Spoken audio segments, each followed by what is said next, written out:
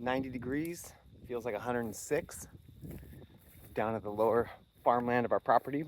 And what a great day to have a fire. I mean, really, it's perfect weather. And kind of interesting, I want to talk about bad habits, and I couldn't help but reflect on that as I was down here, because bad habits have a certain kind of aroma to them, don't they? They smell. They stink. And so behind me, if you can see, there's all these trees cut down. And these trees are the nastiest trees that there could be. And if I could show you, they have all these like spikes on them. Like these like, look at this suckers. All these little barbs on them.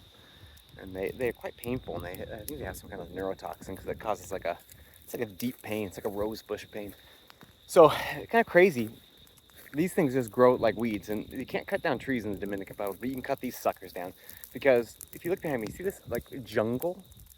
These are all the aroma trees. They just grow like weeds, and they don't produce fruit. They don't produce anything. They're inhospitable and habitable, I don't even know what nothing lives in them. They just kind of like take over areas and just like kill everything underneath it. So the government feels fine about us cutting them down. And we need to, because again, humongous forest. When we bought this property 2 years ago, like this was all green farmland for for cattle to feed on. And so I was gonna mix browsing and grazing, but so here I am. I'm doing the thing that needs to happen, because these stupid trees can't just cut them down, because then they grow back more. You got to cut them down, burn them. We've actually cut these things down now several times, but we learned we have to cut them down, kill the stumps, burn them, or else they just come back with a vengeance. Hence this forest. So this forest, which is massive trees, actually was been cut down multiple times now. But we're reclaiming the farmland so we can continue to work on our sustainable practices here, and supporting the community, and taking responsibility for utilizing this property that God has so graciously blessed us with. So hence here I am. And so it made me think about this, because it's kind of like these stupid trees, these aromas are kind of like bad habits, right? Like, okay, they start off little, and then over time it's all of a sudden this massive problem. And bad habits are pretty straightforward, pretty easy to identify. Do they negatively impact your health? Stinking wasps. And everyone's bad habits are own. One person might consider something a bad habit, another person has no problem with it, because again, the ability to adapt to said thing is what makes it a bad habit. And my experience has been that we all know what our bad habits are, and we don't need other people to tell us what they are. And I was thinking about this. It's like, okay, well, this forest, it's kind of like a bad habit.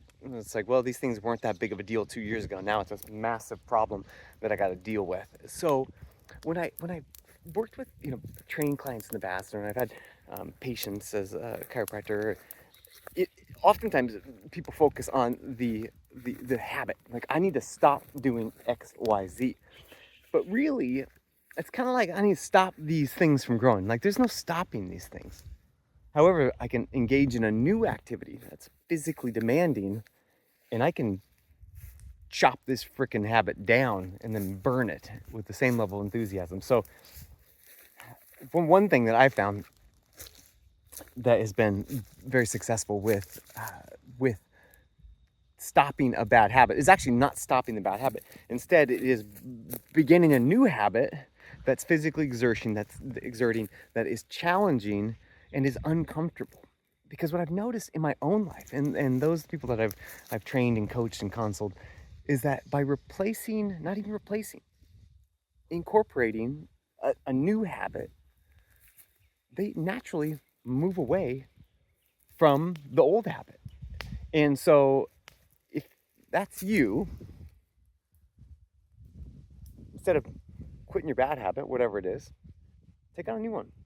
And for me, I as a personal trainer, I would have lots of conversations with people, and they were like, I'm going to get a new gym. I'm going to build a gym in my house.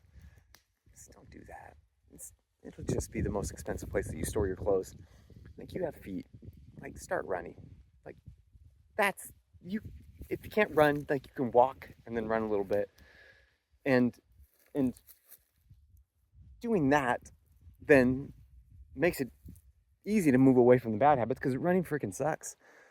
So in our mind, our survival mechanism within the brain wants to make everything easier. So it will naturally start to strip away the bad habits that are poisoning you, really, and that's what bad habits are. That, by default, they're negatively impacting you. They're poisoning you, whether it's a bad habit with technology, or bad habit with inactivity, or bad habit with porn, or alcohol, or drugs. Doesn't matter. It doesn't matter. It's the same thing.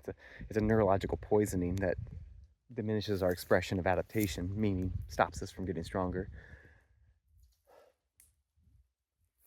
And if you're like, well, I don't even know where to start, well, I would encourage you to take a half an hour from whatever platform you're scrolling on and go to drugfreehappykids.org, because I lay out the neurological framework of being able to raise resilient kids, which I'll give you a little like sneak peek. It's like, actually, to raise resilient kids, we actually just, as parents, from my experience, we just have to become resilient ourselves, and then our kids mirror us.